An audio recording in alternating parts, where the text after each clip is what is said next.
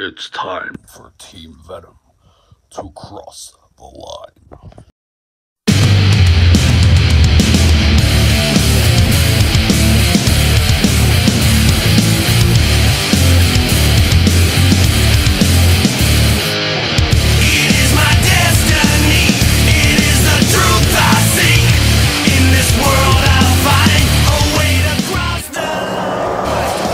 Hi folks, Rory here for another episode of Talking TNA with Team Venom. On this week's episode we're going to be having a bit of archive footage from the wonderful Eddie Edwards, one of my all-time favourite TNA wrestlers, former Impact champion, former TNA champ. Overall nice guy, we've interviewed him a bunch of times, and this is one from during 2020 when we did this interview. So yeah, enjoy. Firstly, when we last spoke, you were just about to head into Slammiversary for the match for the then vacant World Heavyweight Championship. You were victorious in that match and walked out of Slammiversary as the new World Champion. As a fan, that's probably my favourite moment of 2020 for Impact. How did it feel for you?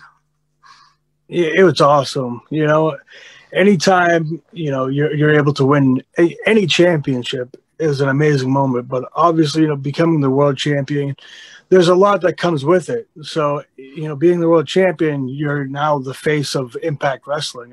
And that's something that I take pride in. That's something I always want to do and be the face of the company. So being able to walk out of Slammiversary, a huge pay-per-view that had a lot of attention for multiple reasons, there were surprise guests and all this stuff, to be able to walk out as a world champion, be able to close out a show like that, it was an awesome moment. Cool. Well, this Saturday's Impact Wrestling presenting Hard to Kill, live on Premier Sport. Prior to that, there's going to be a huge FanFest celebration event. Will you be a part of that? And what are your thoughts on that level of fan interaction? I will be around, of course. I love it. Being able to interact with the fans, the people who tune in every week and order every pay-per-view and watch everything.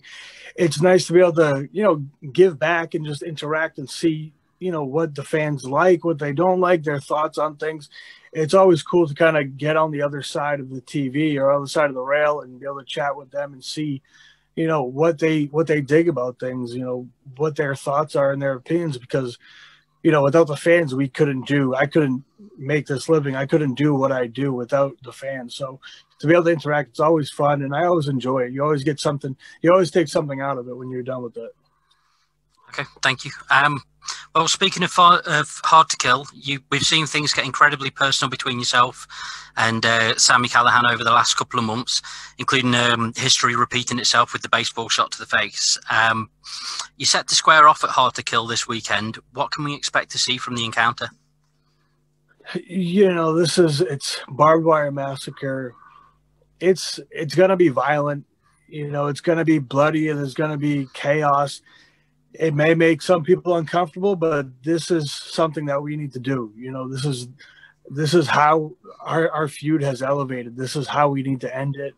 We've been involved with each other for the past 3 years or so, and we'll always be linked together, and I'm okay with that because of what we've done. The stories that we've been telling, the baseball bat, the injuries, everything that we've done. This Saturday is the culmination. So this is the end of it. You can expect the unexpected, expect chaos, violence. It's going to be brutal. There's going to be some brutal elements of it. And honestly, I'm looking forward to that. I'm looking forward to going out to that ring and just leaving it all out there. This is the perfect match. Just go out there, caution to the wind, no fear, see what we can do. And I know I'm going to be hurting, that night in the next couple of days or however long, but I'm already okay with that. So having said that, I'm ready for anything. Awesome. Well, I'm certainly looking forward to it myself. It's one of the matches on there that I'm looking forward to the most. So, recently I saw some artwork online for an American Wolf in London. Your second graphic that you've done about yourselves. What made you choose that format to tell your life story and such? I worked with the artist Mark Polton. He did my first book, which is kind of my, my life story, my journey to the GHC Heavyweight Championship for Pro Wrestling Noah, and he does great artwork. Obviously, he's done a lot of comics and stuff like that. But he DC, isn't he? I think. Yeah, and he had reached out to me about doing a book, along those lines, a kind of biography book, and I was all for it because, I have a daughter now, and I love being able to, I have nieces and nephews as well, that I was able to show that to them, and there's artwork of my nieces and nephews in it, and I like to, try to give back to the fans, or give back to the children anyway. I thought it was the perfect way to kind of tell my story.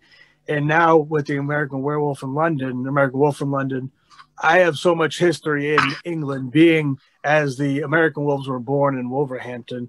So he had the great idea, Mark did, kind of put this story together, and I was all for it. I've always been a fan of art and the artwork itself, but the fact that we get to tell a unique and fun story is something completely new that I haven't done before. So I was happy to do it once again with them.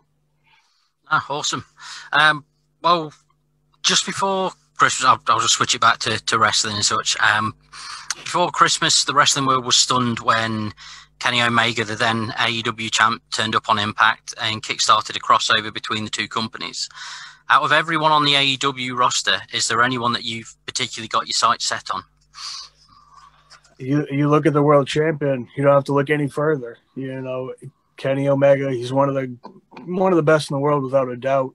He's the world champion there. I've been world champion of Impact. He was the world champion for New Japan. I was for Pro Wrestling Noah.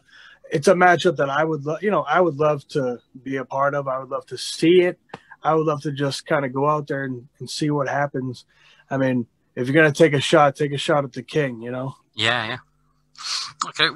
Well, you've had some tremendous matches over the years with the likes of Lashley, RVD, the Hardys, Team 3D, and now Ken Shamrock at Bound for Glory, which was again a highlight for the show.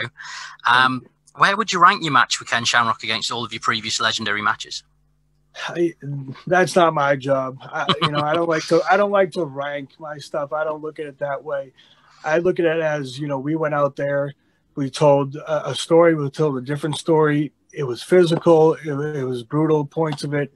That's what I take away from it. As long as I walk to the back feeling exhausted and beat up and feeling like I left it all out there, then I'm happy with that.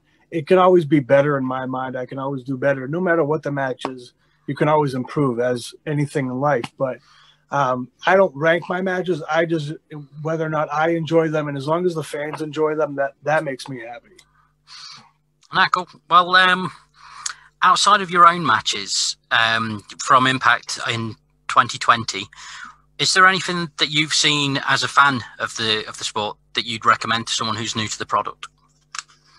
It's not so much one wrestler or one match, but I think the whole last year of Impact Wrestling, us kind of hitting our stride. If you watch the show, continuously from the start of the year, or from like Bound for Glory 2019, through the year, you can watch, how the company evolved, how everything improved. I feel, the wrestlers, the locker room stepped up, but not only the boys and girls in the back, but like production, creative. It felt like us as a team were really clicking and gelling, and kind of we're all moving towards that goal of making Impact become the biggest thing we can, become the best wrestling company that we can. And I feel I'm very confident that, we can do that, and we're continuing to strive to that. So it's not so much one thing or one person. It's just look at the total product of Impact Wrestling. You'll see it grow over the year, and you'll see it improve week after week after week. So if you just tune in and give Impact the time, there'll be something that you love on the show. Okay. Well, lastly, what can you tell us about your plans following Hard to Kill? What comes next after Sami Callihan? Is there anything in particular that you're looking to go for after? I try not to look ahead. Always with me, the World Championship is in my sights. I always plan on being around it and being involved in it.